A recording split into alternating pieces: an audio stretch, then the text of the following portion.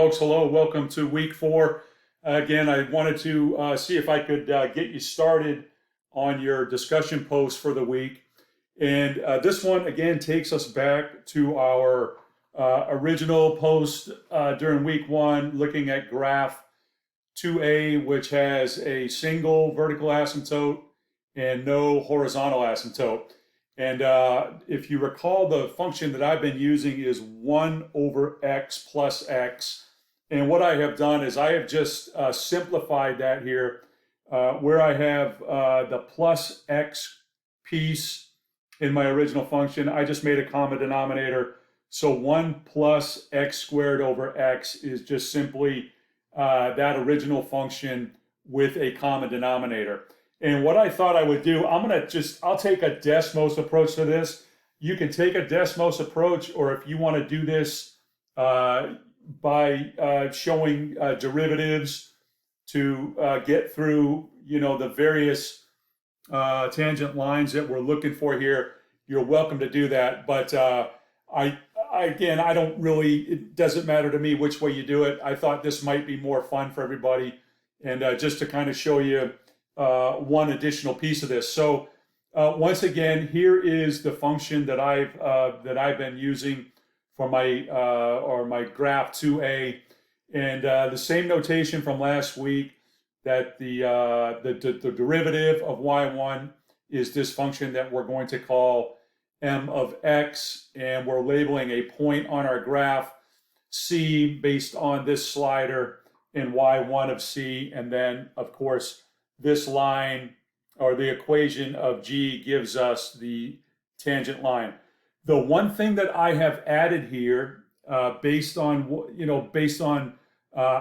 it is I need to get through the discussion post this week.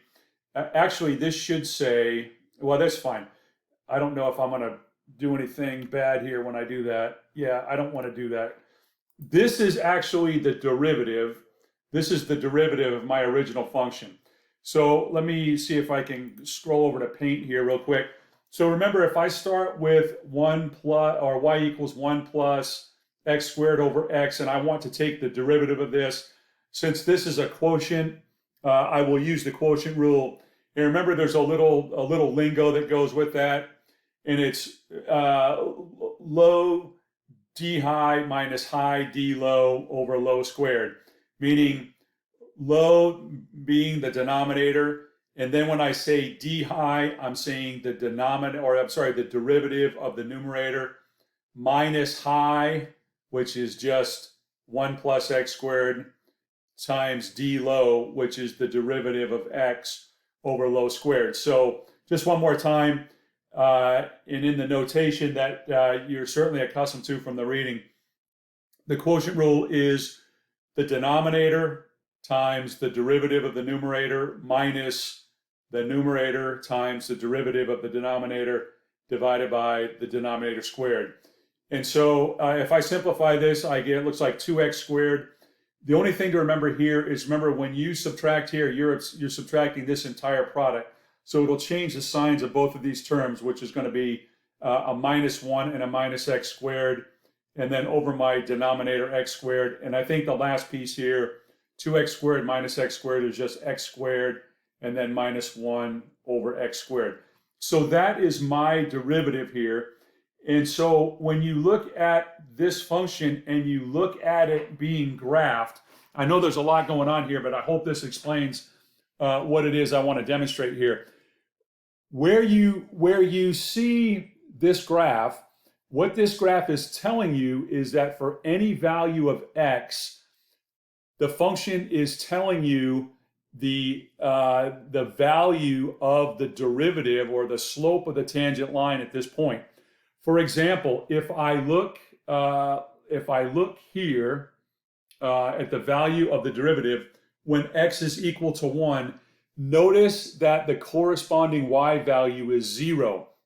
And then if I go up and I look at the tangent line here, the tangent line is horizontal, and which has a slope of 0. So that correlates here. It also correlates here as well. So when x is minus 1, the tangent line comes down here, and I'll show you on the slider in a second. the tangent line will be horizontal. And so that will be, the graphing the numerical value of the derivative may or may not be helpful to you as you go through the drill. But as a reminder, what it is that we're trying to do here is we want to show where, or a point on our graph where the slope of the tangent line is 0, where the tangent line would be undefined, where it's positive, and where it's negative. So undefined is pretty easy here. Let me get over here towards 0. And that, of course, is where my vertical asymptote is. I think we're pretty close here, right? And so the tangent line actually, does it actually disappear? No, it just actually lies on top of that y-axis. But that's the point where it would be undefined. And then if you simply want to look at the graph here, the graph of the derivative, where this graph is above the x-axis tells you everywhere where the horizontal line is going to have a positive slope. And so if I take my slider here and I get over towards, let's see, I'm trying to get to -1, right? So at that -1, but as I go, as I move the slider to the right, the slope, according to the value of the derivative, becomes positive. And you can see as I move the slider to the left, the line itself becomes, or it rises from left to right, meaning the slope is positive, which correlates with the value of the derivative in the red.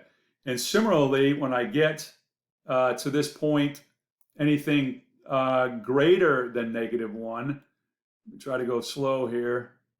So I'm at -1. And as soon as I go, or I get a value on the x-axis greater than -1, you can see the slope of the line, or you can see the line falls from left to right, meaning the slope is negative. And then again, that correlates with this piece of the graphed derivative, saying that once I get in between -1 and I approach 0, that and I think we've actually talked about this in the discussion post last week, that the slope of the tangent line increases at an increasing rate. I should say decreases at an increasing rate, because the value is getting smaller. And so you can see that as you continue to move and you get closer to 0, and then it'll hop over to the other function. So let's see. I think if you want to approach this using Desmos, you're more than welcome to do it. The other way to do it would be once you go ahead and you compute your derivative, what I could say here is I could set this thing equal to 0 and say, hey, when is my derivative going to be equal to 0?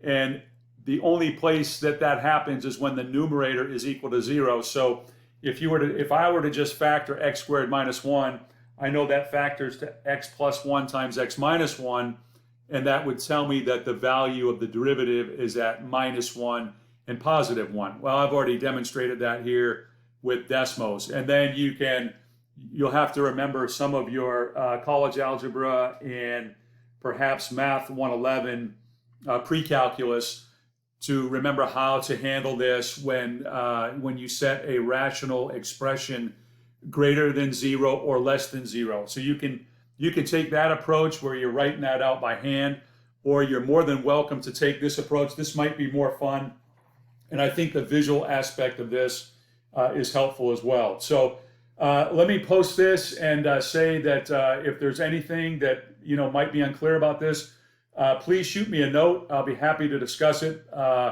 And then, like I said, if you want to use this approach, I'll look forward to seeing your work. So have a great week and take care.